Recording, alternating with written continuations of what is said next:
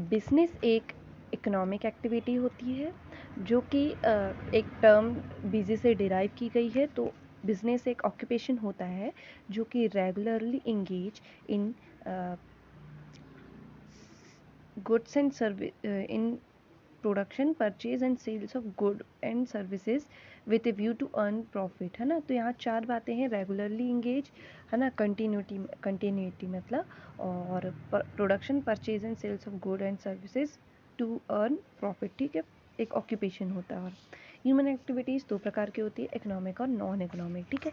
Economic activities की definition वो होती है जो कि एक लाइवलीहुड अर्न करने के लिए हम परफॉर्म करते हैं, और नॉन इकोनॉमिक वो एक्टिविटीज़ होती है जिनको परफॉर्म किया जाता है out of love, sympathy, sentiments और केयर, ठीक है। एम क्या होता है इनका? To earn profit for psychological satisfaction, ठीक है। और एंड रिजल्ट इकोनॉमिक एक्टिविटीज़ में क्या मिलता है कि production of goods and services होता है, और नॉन इकोनॉमिक में mental satisfaction of person performing them, ठीक है। बिजनेस एक्टिविटीज़ दो तरीके की होती हैं। इंडस्ट्री ऑफ कॉमर्स, ठीक है। इंडस्ट्री ऑफ कॉमर्स में इंडस्ट्री में तीन तरीके की इंडस्ट्री आती है: primary, secondary and tertiary. Primary easy है, मतलब एक्सट्रैक्टिव और जेनेटिक। एक्सट्रैक्टिव मतलब हम किसी की चीज़ से निकाल रहे हैं, और जेनेटिक में बेसिकली क्या होता है कि ब्रीडिंग होती है प्लांट्स और एनिमल्स की, जैसे पोल्ट्री फार्म। और एक्सट्रैक्टिव में क्या आएगा? फिशिंग और माइनिंग वगैरह। फिर इन सेकेंडरी इंडस्ट्री में सीएम पास मतलब कंस्ट्रक्टर और मैन्युफैक्चरिंग। कंस्ट्रक्शन में होता है construction of dams, buildings etcetera, और मैन्युफैक्चरिंग में हम किसी चीज़ को मैन्युफैक्चर करते हैं। तो पी का मतलब है प्रोसेसिंग, ए का मतलब है असेंबलिंग, ए का मतलब है एनालिटिक्स, और एस का मतलब है सिंथेटिकल, ठीक है। और फिर ट्रेड में है, कॉमर्स में आता है ट्रेड और ऑक्सिलरीज टू ट्रेड। ट्रेड में आती है तीन तरीके की ट्रेड: इंटरनल, एक्सटर्नल, ठीक है। और इंटरनल के अंदर आता है, सॉरी, दो तरीके के ट्रेड, इंटरनल और एक्सटर्नल। इंटरनल के अंदर आता है हमारा क्या? होलसेल और रिटेल। और फिर एक्सटर्नल के अंदर आता है इंपोर्ट, एक्सपोर्ट और एंट्री पोर्ट, ठीक है।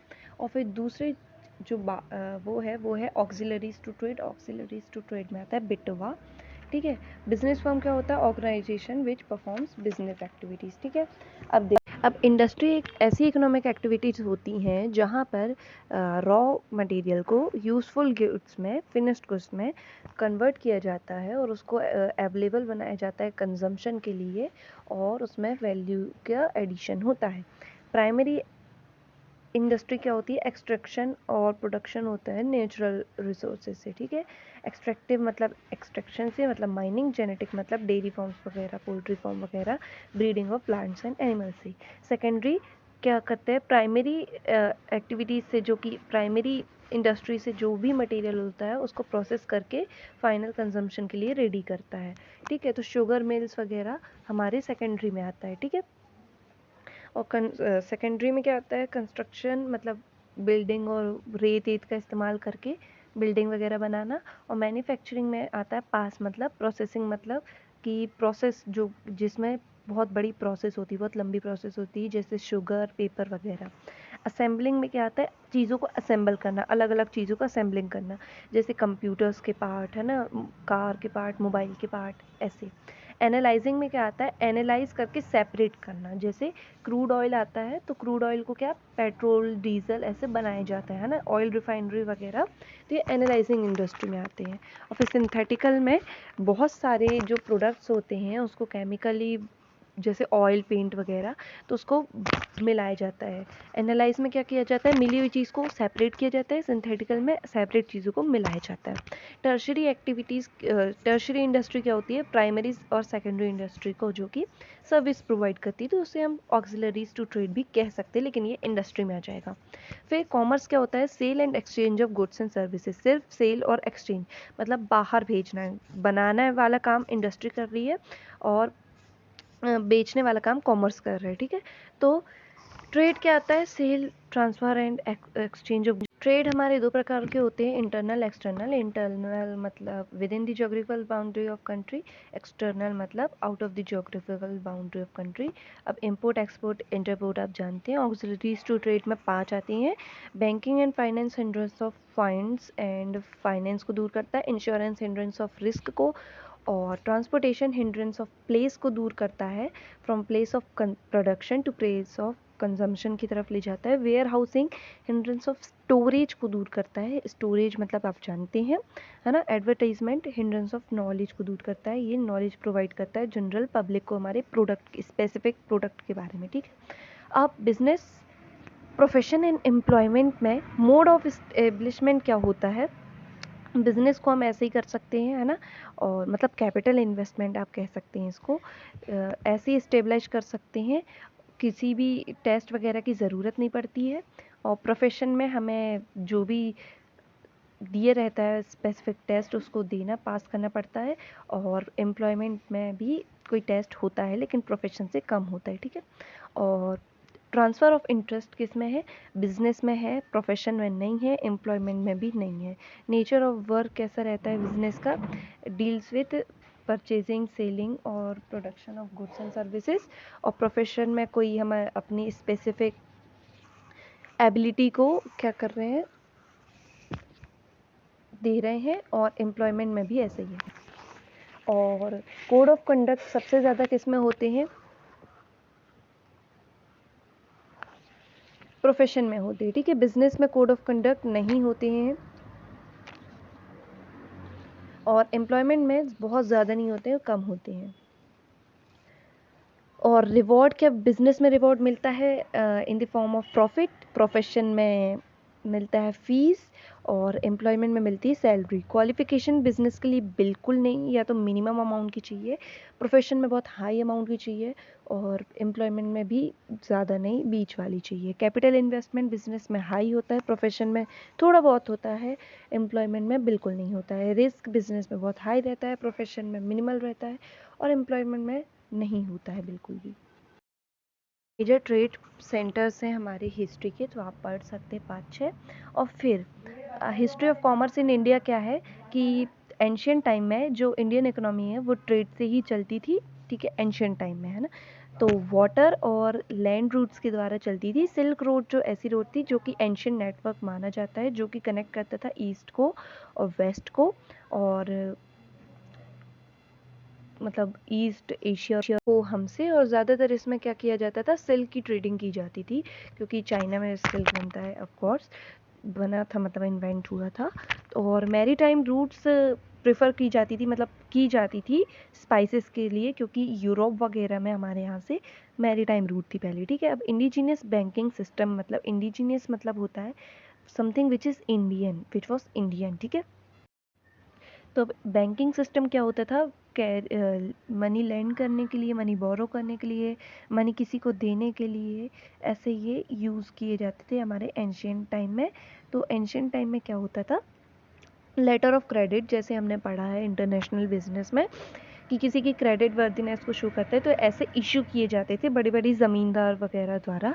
तो डॉक्यूमेंट्स होती थी हुंडी और चिट्ठी वगैरह। तो ये क्यों यूज़ की जाती थी? कि ट्रांजैक्शन जिसमें हो सके money pass from hand to hand, ठीक है। और इंटरमीडिएटरीज मतलब क्या होती है? कि एजेंट्स, कमीशन एजेंट्स, है ना, ब्रोकर या फिर डिस्ट्रीब्यूटर कह सकते हैं हम, है ना।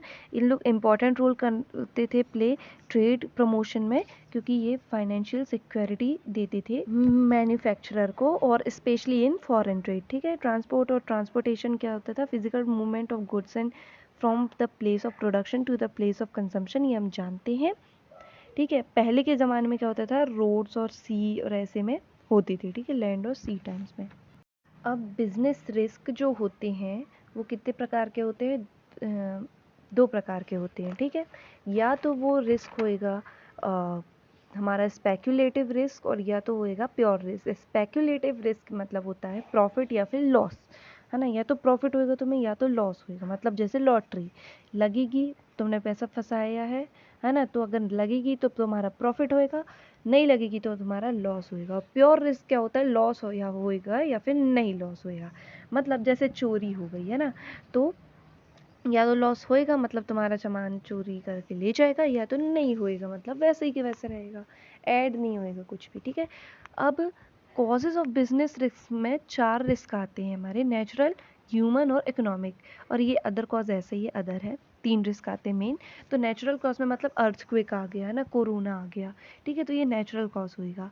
और ह्यूमन कॉज मतलब कि किसी ने चोरी कर ली, है ना, चोरी कर ली, और या फिर स्ट्राइक हो गए, है ना, तो ये ह्यूमन कॉजेज में आ जाएंगे। इकोनॉमिक्स कॉज मतलब इन्फ्लेशन हो गया, है ना, या फिर टैक्स सब्सिडी बढ़ गई, आपके टेस्ट और प्रेफरेंस चेंज हो गया इंसान का, तो ये सब इकोनॉमिक कॉज में आ जाएंगे। और बाकी सारे कॉज अदर कॉज में आ जाएंगे, ठीक है।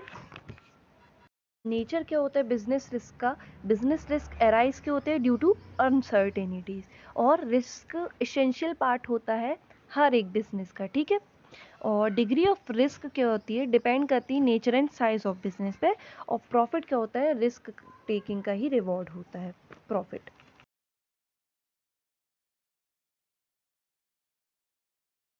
बिजनेस की कैरेक्टरिस्टिक्स क्या होती है, बिजनेस एक इकोनॉमिक एक्टिविटी होती है, अर्न प्रॉफिट अर्न करने के लिए करते हैं, जो कि प्रोडक्शन और procurement of goods and services होता है, sales of exchange of goods and services होते हैं, dealing in goods and service on regular basis में होता है, प्रॉफिट अर्निंग होता है, और रिस्क भी होता है, ठीक है। तो ये सारी हो गई हमारी क्वालिटीज़ या फिर कैरेक्टरिस्टिक्स ऑफ बिजनेस। अब ऑब्जेक्टिव्स या फिर पर्पस ऑफ बिजनेस क्या होता है, प्राइम MW, ठीक है, आप ऐसा मान लें। तो प्राइम मतलब प्रॉफिट मेकिंग होता है, आर मतलब सोशल रिस्पॉन्सिबिलिटीज़ होती हैं हमारे बिजनेस में, ठीक है। आई मतलब इनोवेशन इम्पॉर्टेंट होता है, एम मतलब मार्केट स्टैंडिंग होती है, ठीक है। और फिर ई मतलब से आप मान लें वर्कर परफॉर्मेंस होता है, ठीक है। एम से मान लें आप मैनेजर के लिए हमें परफॉर्मेंस देखनी पड़ती है ना। और डब्ल्यू को मान लें आप वर्कर परफॉर्मेंस होता है, और सॉरी प्रोडक्टिविटी भूल गई थी मैं, तो प्रोडक्टिविटी भी होती है। अब factors considered selection of business में क्या होता है, selection of line of business मतलब आप किस लाइन में जाना चाहते हैं बिजनेस में, वो देखेंगे। फिर साइज ऑफ द फर्म, फिर choice of form of ownership अभी हम पढ़ेंगे, लोकेशन देखेंगे, फाइनेंस देखेंगे, टैक्स प्लानिंग देखेंगे, और फिर लॉन्च कर देंगे अपने बिजनेस को। इकोनॉमिक ऑब्जेक्ट में क्या आता है, हमारे 3-4 याद कर लो, earn profit, market standing, growth और इनोवेशन। और सोशल ऑब्जेक्टिव में क्या आएगा, क्वालिटी गुड्स, है ना, avoidance of anti social and unfair trade practices like black marketing और एडल्ट्रेशन ऑफ प्रोडक्ट्स, ठीक है। एम्प्लॉयमेंट, क्योंकि हम सोशल क्यों देंगे, हम अपने मतलब सोसाइटी से ही रिसोर्सेज का यूज़ कर रहे हैं हम, और सोसाइटी को ही बेच रहे हैं, है ना। तो ये सब में हेल्प हमारी सोसाइटी कर रही है, तो उनके प्रति भी हमें थोड़ा होना होगा, है ना। और फिर एम्प्लॉयमेंट जनरेट करना। अब प्रॉफिट का रोल क्या होता है, लॉन्ग ग्रोथ ऑफ बिजनेस, ठीक है, एफिशिएंसी इंक्रीज कर देता है, ठीक है, रिकॉग्निशन या फिर रेपुटेशन या फिर इमेज को हमारी बिजनेस की इंक्रीज करता है।